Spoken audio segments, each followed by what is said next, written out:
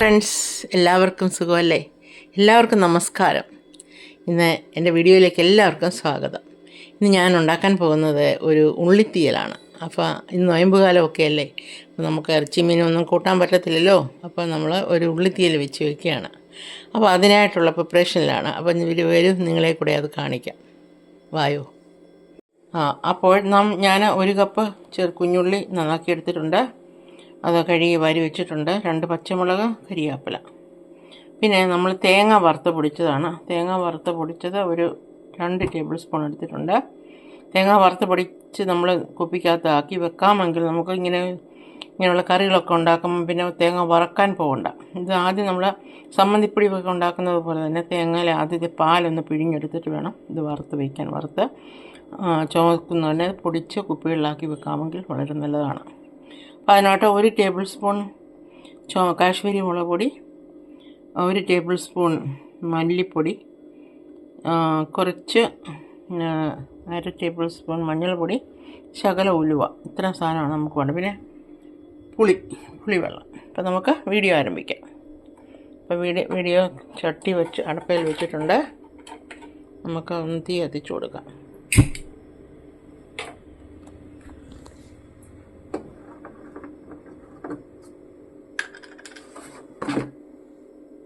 അല്പം എണ്ണ ഒഴിക്കുകയാണ് കേട്ടോ. 1 ടേബിൾ സ്പൂണോളം എണ്ണ ഒഴിച്ചു.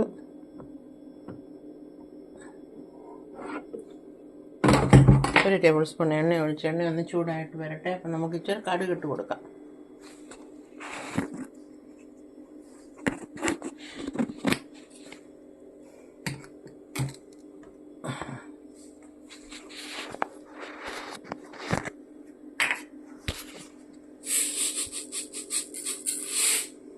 കടുകിട്ട് കൊടുത്തു.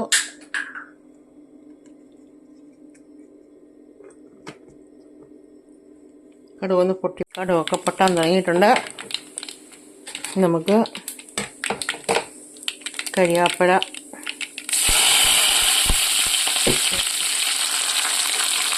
പച്ചമുളക്,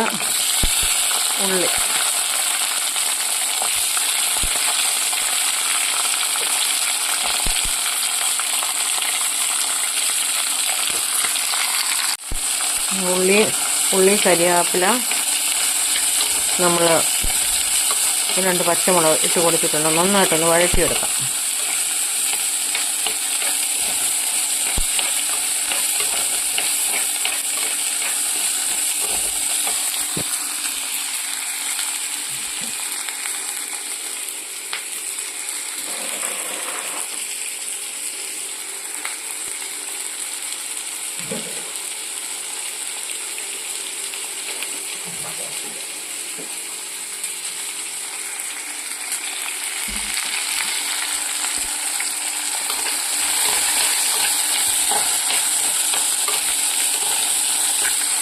നല്ലതായിട്ട് വഴന്നിട്ടുണ്ട്. നമ്മൾ ഈ പൊടികളെല്ലാം ഇട്ട് കൊടുക്കുകയാണ്.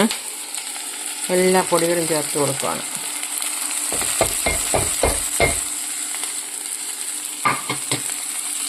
മുളക് പൊടി, മഞ്ഞൾപ്പൊടി, ഉലുവാപ്പൊടി, വറുത്ത് പൊടിച്ച തേങ്ങ, മല്ലിപ്പൊടി, ഇത്രയും സാധനങ്ങളാണ് നമ്മൾ ഇതിനകത്ത് ചേർത്ത് നന്നായിട്ട് പച്ചമണം മാറുന്നിടം വരെ ഇതൊന്ന് ഇളക്കി കൊടുക്കാം. എല്ലാം പച്ചമണം എല്ലാം മാറി നമുക്ക് പുളിവെള്ളം ഒഴിച്ചു കൊടുക്കാം. പുളിവെള്ളം ഒഴിച്ചു കൊടുക്കുകയാണ്.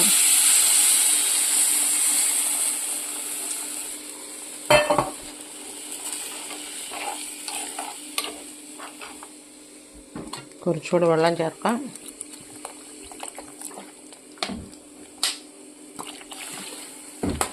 ആവശ്യത്തിന് ഉപ്പ് ചേർക്കാം. നമ്മളിനി ഉപ്പ് ചേർക്കുകയാണ്.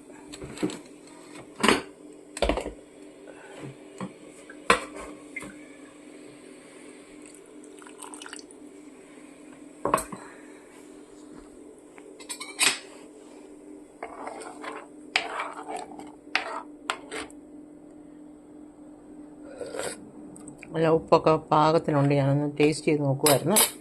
നമുക്കിത് അടച്ച് വെച്ച് ഒരു 10 മിനിറ്റ് വേവിക്കാം. അടച്ച് വെച്ചിട്ട് വേവിക്കാം. കൂട്ടുകാരെ, നമ്മുടെ തീയലെല്ലാം നല്ലതായിട്ട് റെഡി ആയിട്ടുണ്ട്. നല്ല സൂപ്പർ തീയലാണ്. ഇത് മാത്രം മതി ചോറുണ്ണാൻ. ഇതിനകത്ത് ഓപ്ഷണലാണ്, ഒരു ഇച്ചിരി ശർക്കരയും കൂടെ ചേർക്കാം നമുക്ക്. അത് തികച്ചും ഓപ്ഷണലാണ്.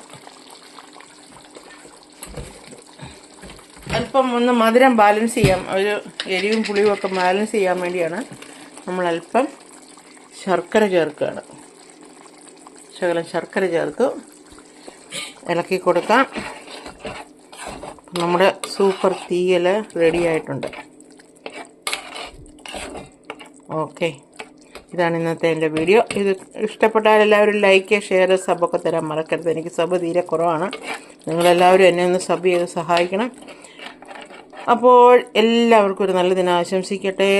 ദൈവം നിങ്ങളെ സമർത്ഥമായിട്ട് അനുഗ്രഹിക്കട്ടെ. Bye bye. God bless you.